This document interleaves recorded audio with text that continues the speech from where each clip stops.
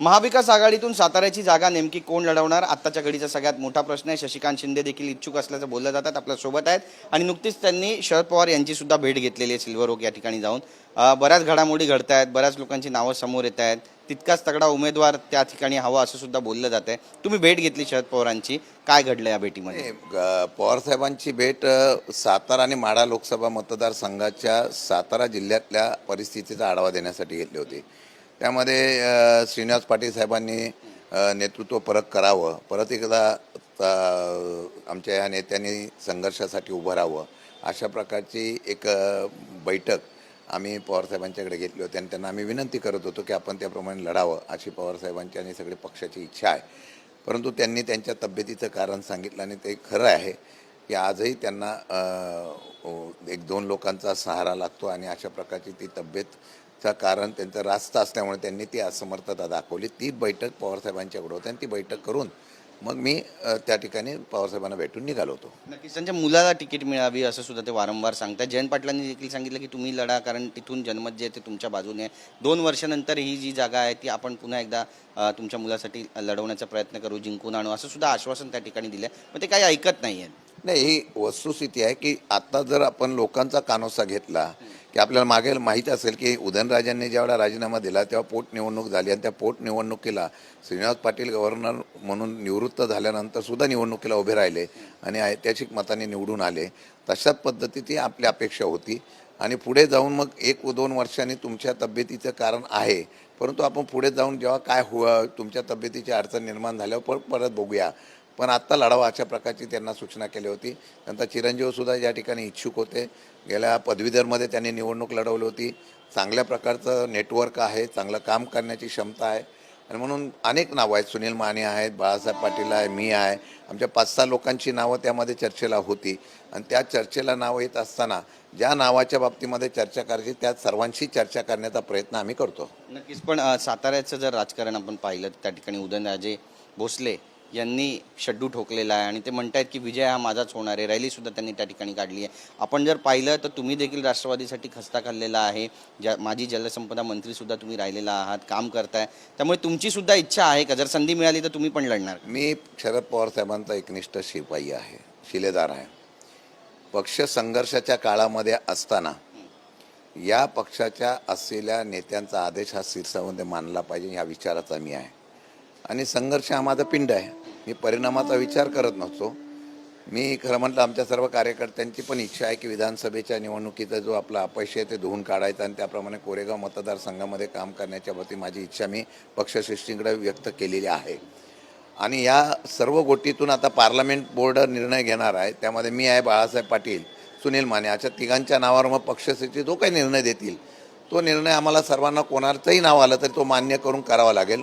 माझं नाव जरी आलं तर मी पक्षाचा आणि नेत्याचा, ज्यांच्यामुळे मी या ठिकाणी राजकारणामध्ये ओळखीचा आहे, त्या नेत्यांच्यासाठी काही करायची माझी तयारी असेल। नक्कीच, पण त्या ठिकाणी उदयनराजे भोसले यांचा किती मताधिक्यानं पराभव कराल असा आत्मविश्वास आहे तुम्हाला? कारण मतांचं जर समीकरण पाहिलं तर माथाडी कामगारांची सुद्धा मोठी मोठ त्या ठिकाणी आहे, मोठं मताधिक्य त्या ठिकाणी आहे, काय म्हणाल? नाही, आता सध्याच्या परिस्थितीमध्ये सातारा हा चव्हाणसाहेबांचा विचाराचा जिल्हा, पवारसाहेबांच्या विचाराचा जिल्हा म्हणून आजपर्यंत इतिहास घडवलेला आहे आणि सध्या महाराष्ट्राचं जर आपण सगळीकडे जर निरीक्षण केलं तर जनतेमध्ये एक वेगळ्या प्रकारची नाराजगीचा सूर फार मोठ्या प्रमाणामध्ये, शेतकरी असेल, कामगार असेल, सगळं। तर माथाडी कामगारांच्या कार्यालयात आम्ही उभं आहे। माथाडी कायद्याच्यामध्ये फार वेगळ्या त्या प्रकारच्या बदल करतात। आज लोकसत्तेमध्ये आलं आहे की इंटरनॅशनल मार्केट आता बनवण्याच्या संदर्भातला अहवाल माझ्या माहितीप्रमाणे JMPT जवळ देण्यात आलेला आहे।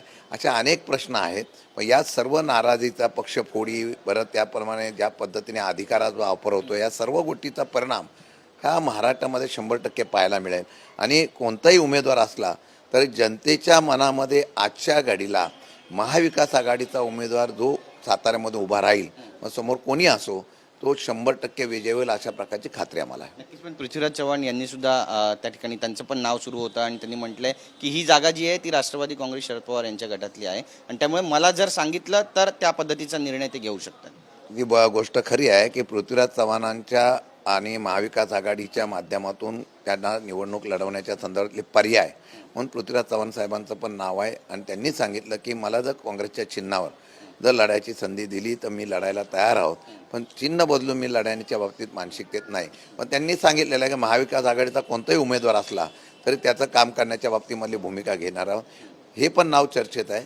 शेवटी पक्षश्रेष्ठी जो काही बसून चर्चा करून जो निर्णय घेतील, मग पृथ्वीराज चव्हाणांचा हो, माझा येऊ किंवा बाळासाहेब पाटलांचा, सुनेमाने कोणाचा येऊ, त्याचं आम्ही जिद्दीने काम करणार आहोत. नक्कीच आज राष्ट्रवादी अजितदादा पवार गटामध्ये बरेचसे पक्षप्रवेश होणार आहे असं बोललं जातं आहे. राष्ट्रवादीमध्ये सुद्धा घराणेशाहीचं ग्रहण लागलं असं म्हणावं का? असं पाहिलं तर गैर ठरणार नाही, कारण ज्या पद्धतीनं सगळ्या नातेवाईकांनाच तिकिटाचं वाटप केलं जातं आहे, कार्यकर्त्यांमध्ये नाराजीचा सूर आहे असं वाटतं. नाही, कोणत्या पक्षात घराणेशाही मला माहीत नाही. सगळ्या पक्षात घराणेशाही आहे.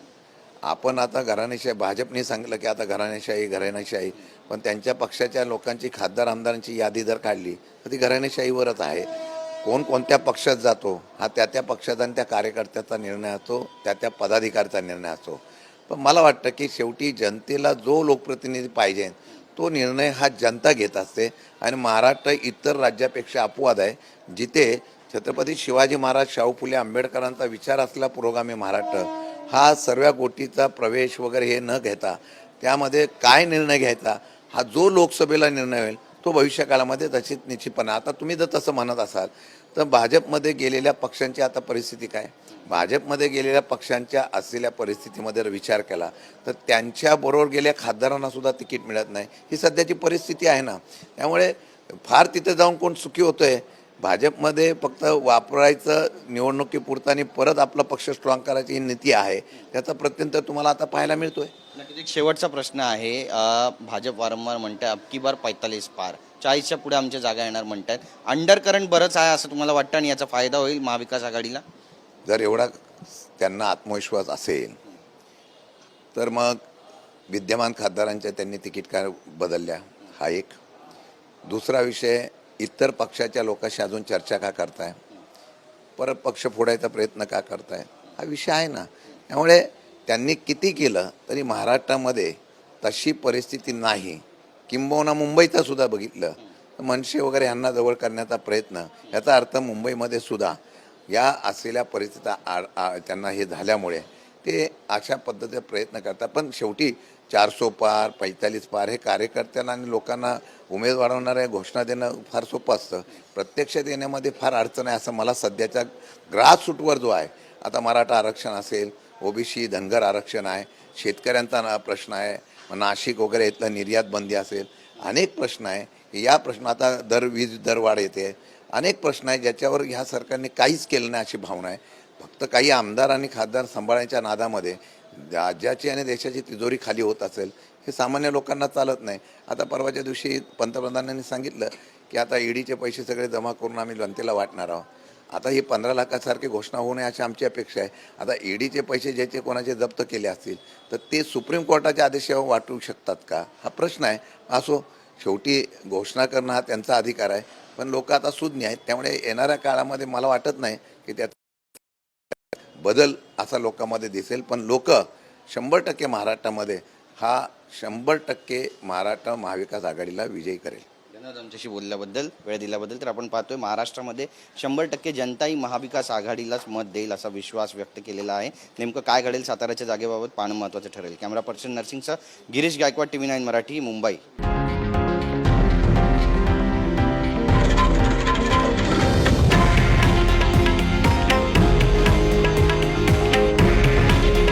हे आहे देशातील नंबर 1 न्यूज नेटवर्क आणि आपण पाहत आहात TV9 मराठी. काळजी तुमची, हित महाराष्ट्राचं.